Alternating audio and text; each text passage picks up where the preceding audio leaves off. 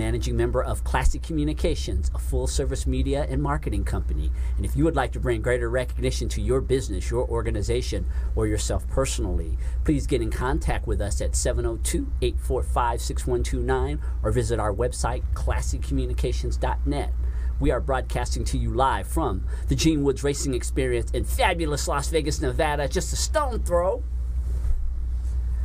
from the Las Vegas Strip, and this is my first broadcast in the new year. I'm super excited to be recently re-signed with the World Center of Broadcast Media, so we will be coming to you with the Guy Dawson Show for another year. And I had a wonderful phone call early in the morning a couple of days ago from Brian Gardner, and he is the author of this book, Plan for America and the World. He called me early in the day, and I really appreciated the chutzpah, the audacity, and the drive to, hey, this man, when he called me and he wanted, I had sent out an email earlier in the day about one of my other shows that was broadcasting that day, and he got in contact with me and he says, hey, I've got this book. I want to get the word out about it. I want to make America a better place. I have a strong message, and how could I refuse? Yeah. I really always appreciate people with resilience and the gumption to ask for what they want, and I so appreciate you getting in contact with me, Brian, and welcome to the Guy Dawson Show. Great to be on the show with you. Fantastic. You know, it is a real passion with me because I got to a point where I was feeling pretty good. I didn't have a lot of losses with relationships and getting fired from jobs and losing family members who had passed away. That was all handled. And so I said, well, how can I now take that energy I've gotten back and go out and help the world in some way? Originally, Guy, I thought I would go into politics until I took a look at the price tag of $50 million to be a U.S. senator, and I said, no, I'd have to make promises to people I wouldn't want to make promises to. So I came up with the idea of the book so I could write about not only ideas I have, but some of the organizations that have really been instrumental in helping out in various problems that we all can agree on. Because I really don't mention Democrats or Republicans in the book. I feel that we've all got to work together in order to solve our problems. Otherwise, we're not going to clean up and clear up this country and this world.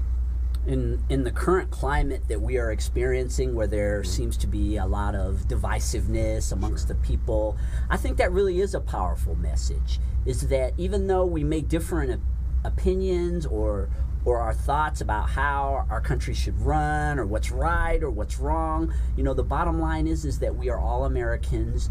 We live in this wonderful country, and why not work together? Why wouldn't we want to work together to create a better country for ourselves and our children, grandchildren? Yeah, I'm not trying with the book to say, okay, shut off all your disagreements or your opinions on certain issues. But Guy, there are a couple of issues that we all can agree on. One is we've got to get illegal drugs and alcohol abuse out of our society. The other one is, I think we all could agree that we want our young people to be properly educated, because if they are not, they are too susceptible for being manipulated by the media and other people who have their own vested interests. So at least on those two issues, this book is something that says, come on, let's sit down and let's work out these problems. And some of the groups I mentioned have been doing just a fantastic job, we'll talk about that later, in really solving some of these problems that we all can agree on. Who'd you write the book for? I wrote it, it's a great question to ask, because, you know, sometimes people will write a book and they get everybody riled up, then they give them nothing that they can actually do. They leave them riled up. I wrote the book for the individuals in this country who are working under pretty much an unethical government. And I don't mean Republicans or Democrats. I mean, you know, there's a lot of corruption going on in Washington. And these individuals are still being productive. They are still being ethical. They are still being decent, and they're bringing up their kids with good values. That is who I wrote the book for, because that force is unstoppable. If I can motivate them and validate them to the point where they're saying, yes, the politicians do need to be responsible to us. I do want to see our students educated properly, and I do want to see drugs out of the society so I can walk to the grocery store at 9:30 at night if I want and not get harassed by somebody. when I was reading a little background info on your book, one of the things that really stood out for me is that you are sharing messages really of hope, and not so much some of the messages that we hear in the media is it's doom and gloom. Everything is terrible. You know, my experience is with people. I meet a lot of people every day, either in business and elsewhere, being in media and things. And there are a lot of really good people in this world who are doing, as you said before, stand-up things, wanting to do right by their fellow man. They want to raise their children to respect others. They themselves respect others. That's really an underrated element of our society today. But here's the thing. The vested interests have totally misassigned that this is a powerful force. I've got to tell you, I've done 3 or 4 radio shows on this book already. The response from the DJs and the hosts has just been incredible. They say the book is awesome, it's easy to read, it hits those points about let's sit down at the boardroom meeting of this world and come on, we got to start talking and getting these problems solved. So the book somehow has just hit the mark, and people are really responding to it. It's great to see that, because I believe there is a huge bulk of people who want a decent environment, a decent community. You know, going back to these other points, making sure the kids are educated and making sure drugs aren't every place in our society. Do you have suggestions, which I'm sure you do in this book, about how we can start the constructive dialogue? Right. The first thing is, and everyone listening, and you might get a laugh about this, I really wanted to have a component of this book be something that I could put into the hands of the person, even if they just hear the show and they don't purchase my book. The politicians need a name change to public servants. And if they don't like it, and you call one of your elected officials a public servant, and you get a bad reaction at a barbecue or when you send them an email or a letter, I think you should think about not re-electing them, because probably they're working for somebody else. So there's something that individuals listening to the show, getting a hold of my book, maybe getting a hold of one of these bookmarks that I pass out all over the place, that has on the back of it the various groups that I talk about in the book. You can start immediately by calling your elected officials, public servants, to remind them of who they're supposed to be working for. The next thing that I cover in this book is, and I have a friend here locally who goes out almost every weekend with these booklets from the Truth About Drugs. And these booklets are really powerful. The police come up to her table all the time and they say, okay, I need 3 more of those, 2 more of those, 5 more of those, because they give them out all the time.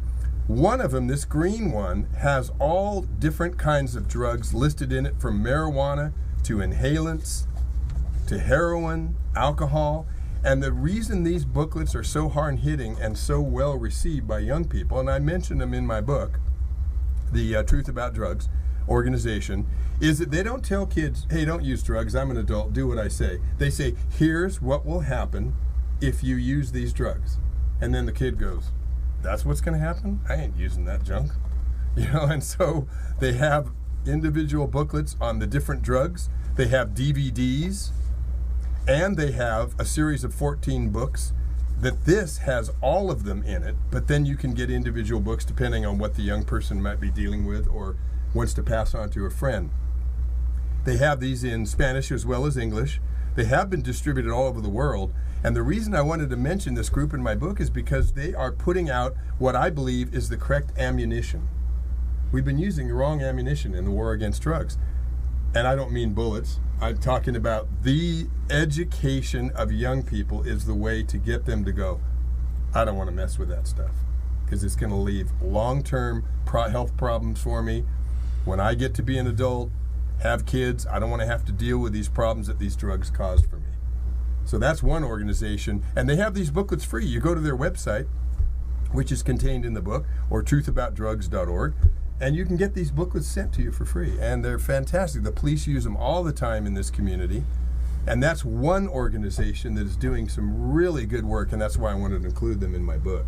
Yeah, Brian Gardner is the author of Plan for America and the World, and it is a book that is a part of a solution to some of the ills that our country faces. He's got some great literature here. We're going to take a short commercial break, and we'll come back. I want to talk more about the book as well as the overall platform that you are developing to get the messages of hope out to the citizens of America and the world, because the world is larger than America. We're going to take a short commercial break and be back in a few minutes with more of The Guy Dawson Show.